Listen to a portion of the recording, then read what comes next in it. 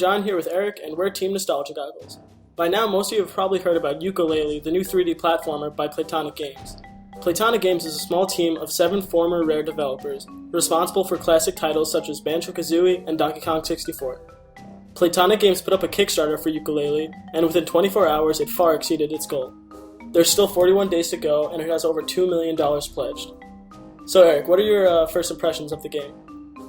Yeah, well, when it was first announced on Twitter, I was really excited for it.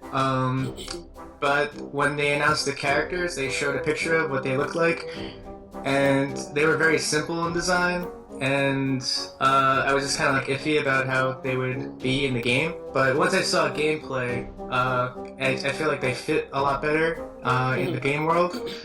Yeah, I agree. Yeah. I was like kind of the same thing. Like when that first day where they finally showed like Yooka and Laylee, like what the characters looked like, I was really like my first impression. I like just didn't like what they looked like. But then after they showed the Kickstarter and like they heavily focused on like talking about how the character artist, I forget his name, the guy it's the same man who created Banjo and Kazooie. He like wanted to focus on like what animals could have cool abilities that they could feature in the video game. So like he made them a chameleon and a bat because he thought that like that would make for some cool abilities like in game, which is cool. Right. And like I get that. So, and honestly, like they don't look terrible or anything, but yeah, they're just compared to Banjo and Kazooie, they're very simple in design, especially how they have no clothes or anything.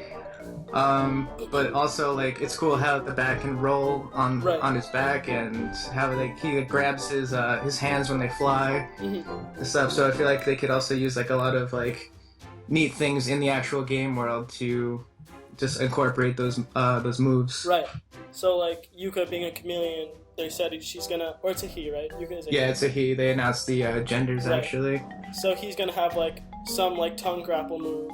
And Laylee obviously flies and can like lift Yooka, and is going to be using some tactical sonar blast. They said. Oh, that's cool. And like I would assume they would give Yooka some sort of like camouflage ability or something. Right. I wonder if it's going to be like in Banjo-Kazooie also when they had Mumbo's abilities, where Banjo would actually change into different animals. I think didn't they say something about them being able to transform or something? I feel like I heard that, but that would be cool, yeah, for sure. I think it's funny, like on the Kickstarter they say like let's bring the buddy duo platformer back, and like I never considered that as like a genre, but like there are totally like so many classic games like that. Yeah, like, what's that one? Ratchet and Clank and Jak and Daxter. Banjo-Kazooie. Sonic and Tails, does that count?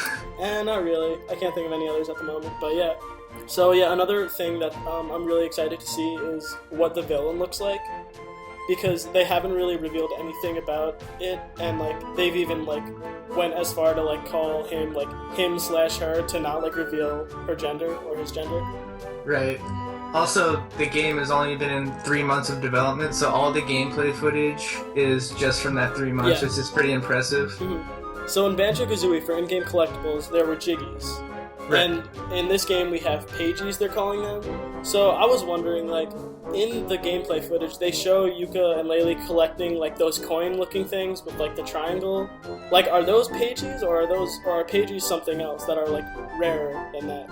I'm not sure because they didn't really specify too well in the Kickstarter, but that reminds me more of the music notes from Banjo-Kazooie where they're just kind of scattered everywhere, and Jiggies are more of like the main goal in the level. Yeah, see, I thought the same thing, but then like in the Kickstarter they do say like, let me just find it.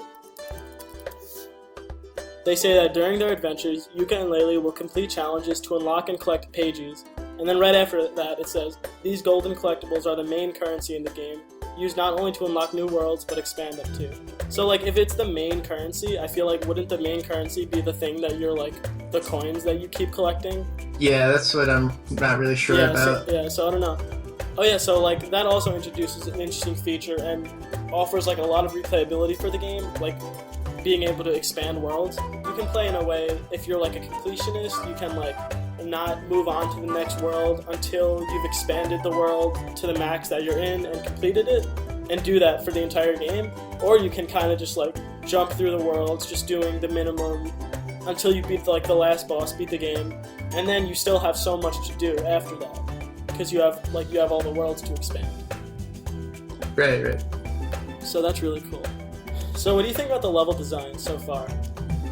I actually like it a lot. It looks very well from what they showed. Yeah, there was a lot of. They've only really shown that one world, like the jungle world. Yeah, it's like all jungle themed, which I think the characters themselves fit into. But they also showed like concept art for like a snow level, so they're probably gonna have a lot of There's going to be they said more than 5 worlds, so I'm guessing they'll all be drastically different in appearance. So the snow world is one of them, and from that art they showed, it looks really cool. Right, so I think they're gonna incorporate just a lot of the abilities into each world, like really uniquely. Because I feel like they were just very good at that in the past. One thing I was iffy about was, like, it's too early to really even judge it, but, like, from some of the art they showed and, like, some of the gameplay footage, the level design looked like very, like it was a grid. Kind of reminded me of, like, tile sets in, like, a Sprite game. I mean, I'm exaggerating, but, like, I just felt like it could look a lot cooler, but this is so early in development, and I'm sure, like, and they have shown some really cool looking level designs also. I'm sure it'll end up looking awesome. Like, I trust these developers because, like, they're all clearly very passionate about this project, so I'm really not worried about it. Yeah, so I was wondering if they're going to include a hub world, because in previous Rare titles they had a hub world in Donkey Kong, Banjo-Kazooie, I think Diddy Kong Racing had it. So I was wondering if they were just going to include that, because that was just a big part of those games. And especially since they're, like, pretty much trying to bring back, like, 3D platformers. That was, like, such a huge thing in 3D platformers, like, not only Rare games, but, like, in Super Mario 64, you had the castle in Sunshine, you had Delfino Plaza. Right. I hope they do, though. Hubs are always really cool. Yeah, and I wonder if this is gonna, like, spark a 3D platformer revival. That'd be awesome. I hope it does. Because of, games like A Hat in Time, and they're just trying to really bring back that collect-a-thon just genre of 3D platforming. I mean, it's a lot harder to make a 3D game, so you will probably see a lot less of them, but I think this might, like, spark something. Yeah, I do too. So me and John have both backed Yooka-Laylee and can't wait to get our hands on this game. You can check out the Kickstarter in the description. That's all for now, but if you'd like to see more discussion-based videos like this, let us know in the comments.